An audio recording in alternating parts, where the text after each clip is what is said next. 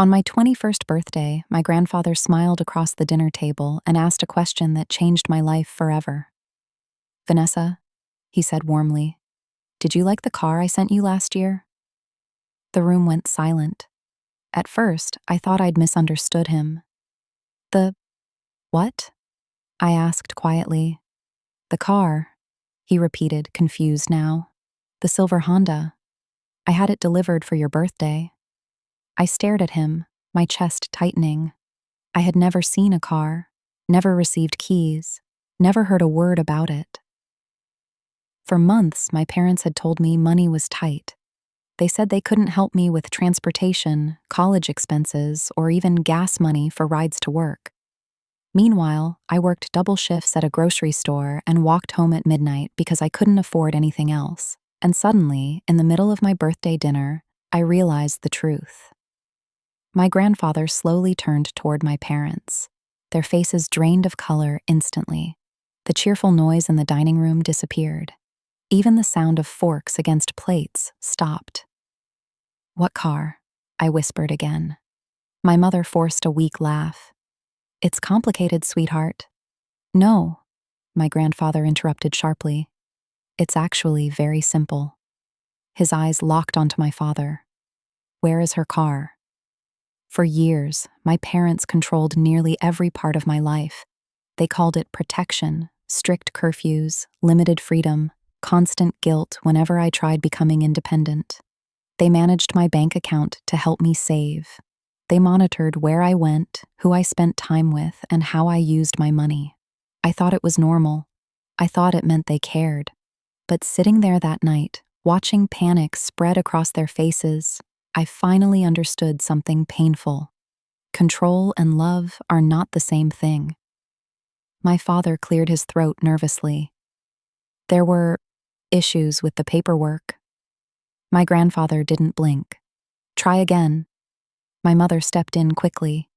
"We were trying to protect Vanessa from insurance costs and maintenance expenses." "You sold it, didn't you?" I asked. Neither of them answered. But silence tells the truth faster than words ever can. My grandfather's expression hardened. "Did you sell your daughter's car?" My father finally looked down. "Yes."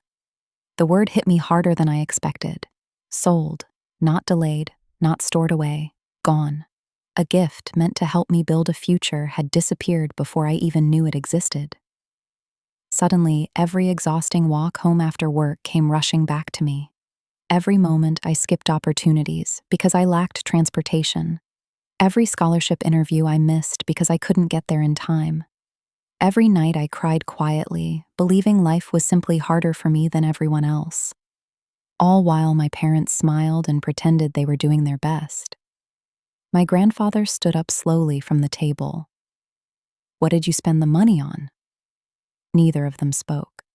But I already knew. The expensive vacations, the remodeled kitchen, the designer clothes my mother suddenly started buying. Their perfect image had been funded by my stolen independence. And somehow, that hurt more than the missing car itself. I looked at my parents and barely recognized them anymore. My mother's eyes filled with tears. "We needed help financially," she whispered. "You had no right," I replied softly. For the first time in years, my voice didn't shake. Something inside me had finally broken free. That night, after everyone left, my grandfather stayed behind. I packed a small bag in silence while my parents followed me through the hallway, trying desperately to explain themselves. "Vanessa, please," my mother cried. "We're still your family." Family? The word felt strange now.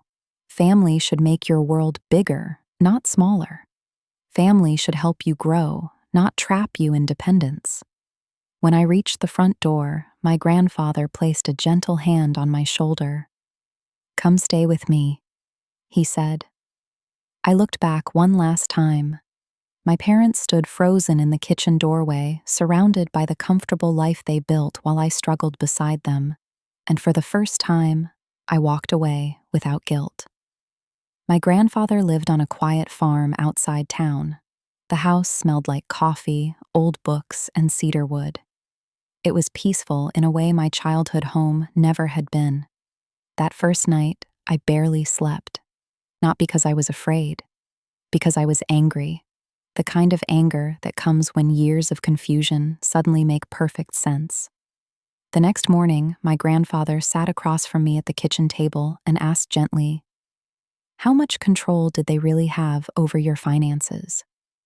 I hesitated. Then I told him everything. How my paychecks went into a shared account they managed. How they insisted they were saving money for my future. How every time I asked questions, they accused me of being selfish or ungrateful. He listened quietly without interrupting. Then he stood up and opened an old filing cabinet near the dining room. Inside were copies of documents, bank statements, transfer records, receipts. "I started keeping these when things stopped making sense," he admitted. My heart pounded as I flipped through the pages.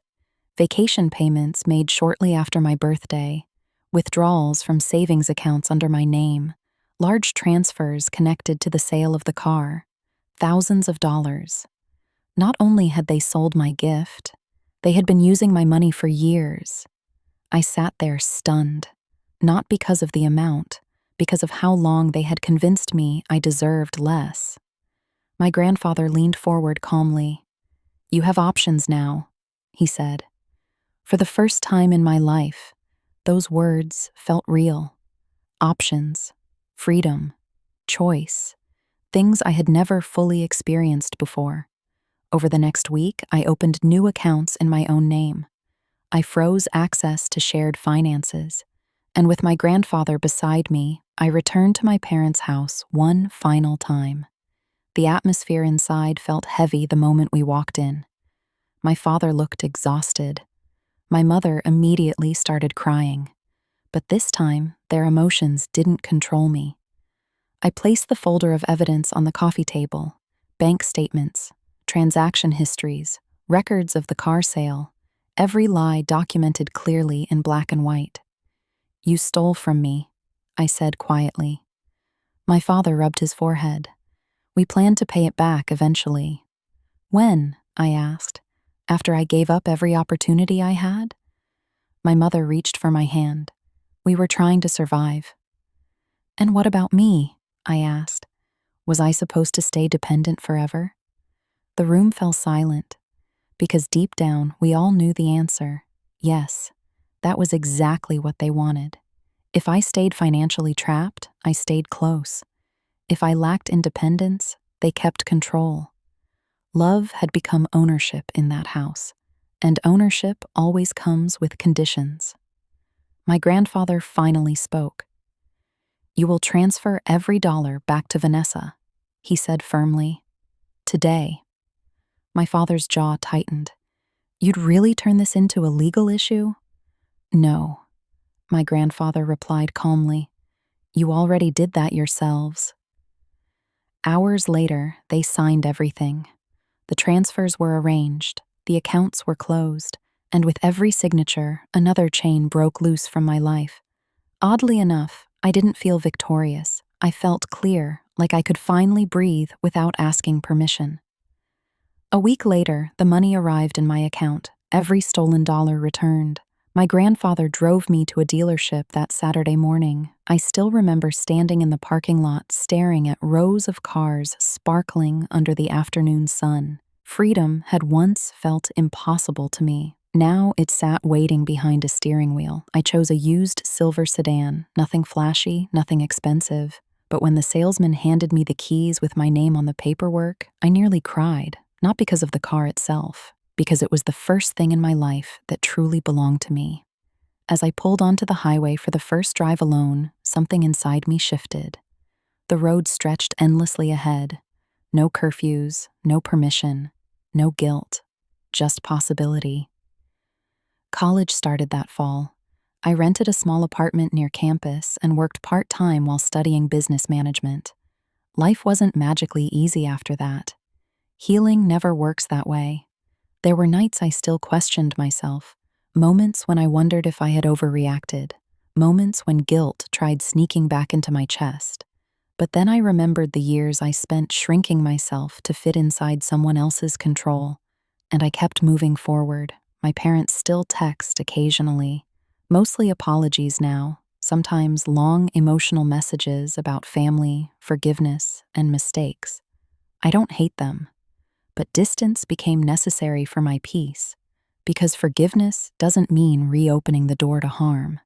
It simply means choosing not to carry bitterness forever. My grandfather once told me something I'll never forget.